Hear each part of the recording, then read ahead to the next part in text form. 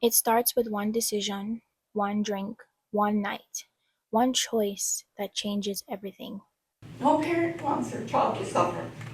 No parent. Those kids were my life. Andy was in the back seat with no seatbelt on, and he had got ejected from a Mustang convertible. There is belief that he had died on impact from all the internal bleeding.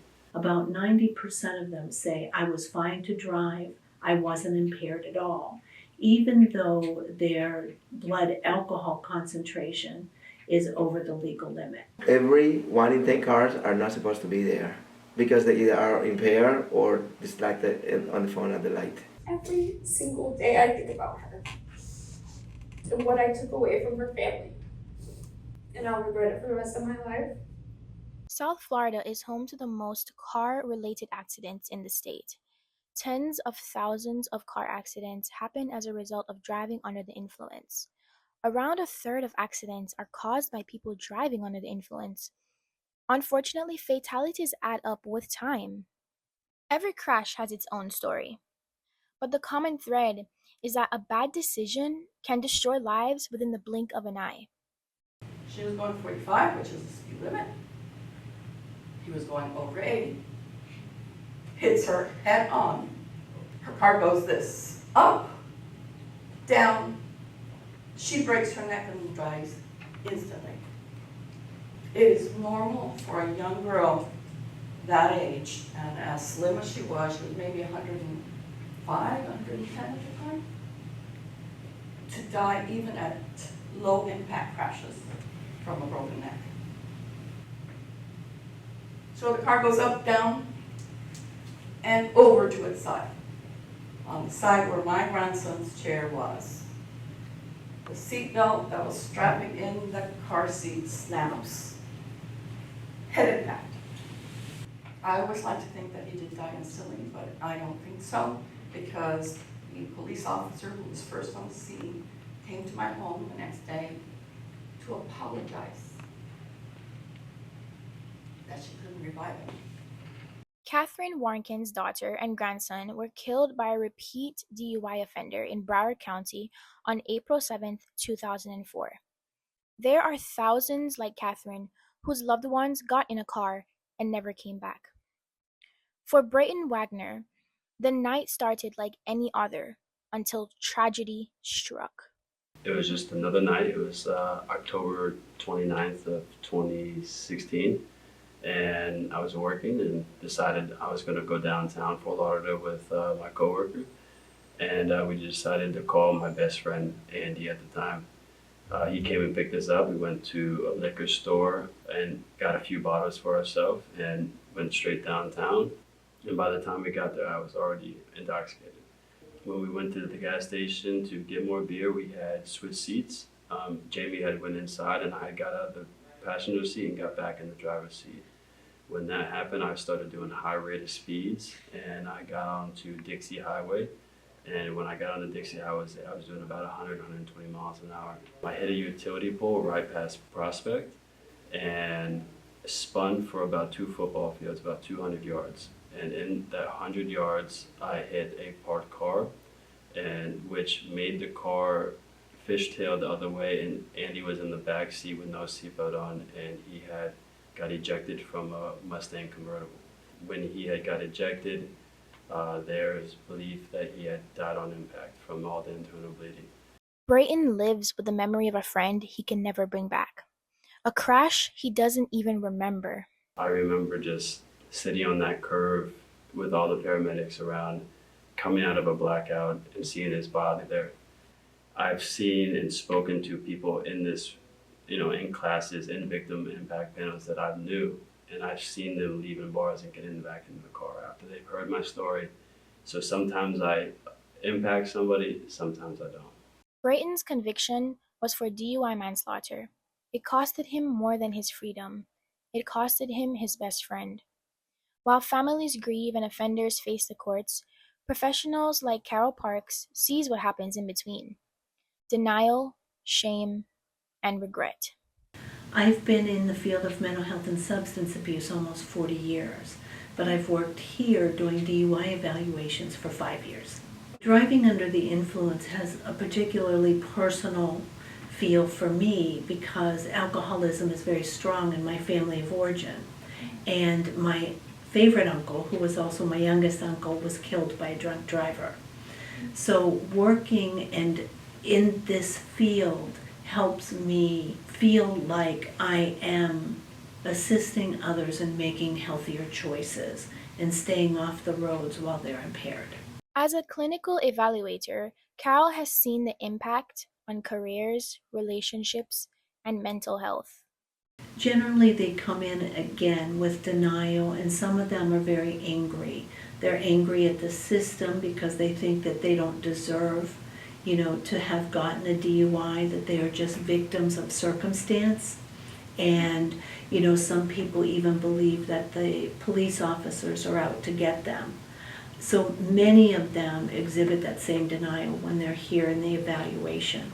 There are some people who take responsibility right from the beginning and say, yes, I was impaired, I shouldn't have been driving, but those are the minority.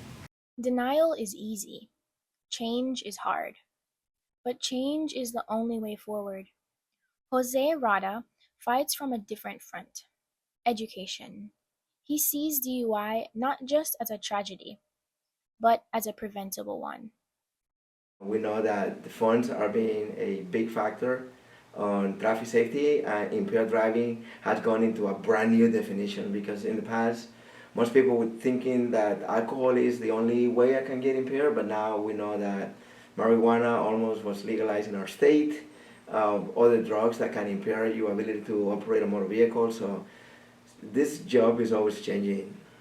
Every statistic is a name, a face, a future that never arrived.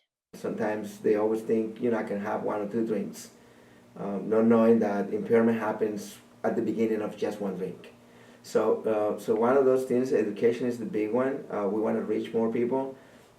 I encourage you to keep doing what you guys doing because this will be probably heard by a lot of people. And our goal is always to, even though we're about to go into a presentation that in the past we usually have a couple of hundred people in the room, today we keep it very small so you guys can see.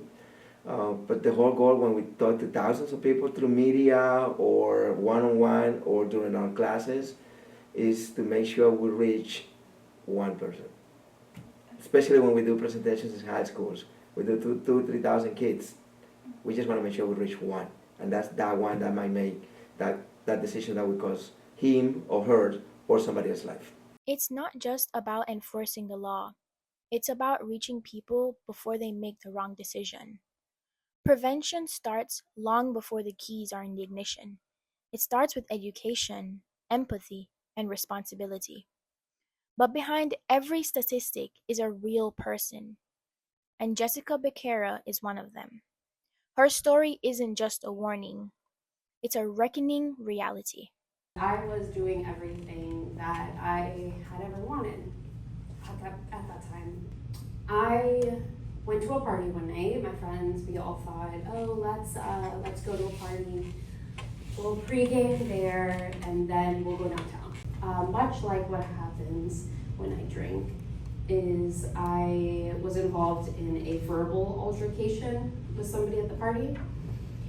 And I decided that I was going to, I'm leaving, I'm not going out anymore, I'm gonna go home. I was driving down a road, and it was about 1 o'clock in the morning, and I glanced down at my phone for what felt like a millisecond, just to check the time really fast. I looked back up, and my entire windshield just shattered. And I thought, what was that? What was that? I didn't see anything. What was that? And in the most selfish decision of my life, I decided I wasn't even going to turn around and look. I didn't want to know what it was. Because in my head, I've been drinking. What if that was a person? And yeah, I decided to keep going. And I drove to my friend's house, and I got there. I called him. I said, "You have to come outside. I don't know what happened." And yeah, he came outside and he shined a light on my car, and there was blood. There was hair. In that moment, fear took over. She didn't know it yet, but she had hit 20-year-old Rebecca Harris in Gainesville, Florida in 2012. Rebecca never woke up. She was in a coma, and almost every single bone in her body was broken. And a week later, she passed. Once she passed, I turned myself in, and right, suddenly you're not the carefree college graduate having fun anymore, right? You're like going through some real stuff. And I turned myself in. That was my first day in jail. Prison wasn't just punishment, it was grief, guilt, and time. Time to replay every second of that night, over and over again. I will tell you, it is, I don't know what you think about prison or the idea that you have about prison. I can tell you it is 1,000 times worse than anything that you've ever thought it was. I still go to therapy for things that happened to me in there.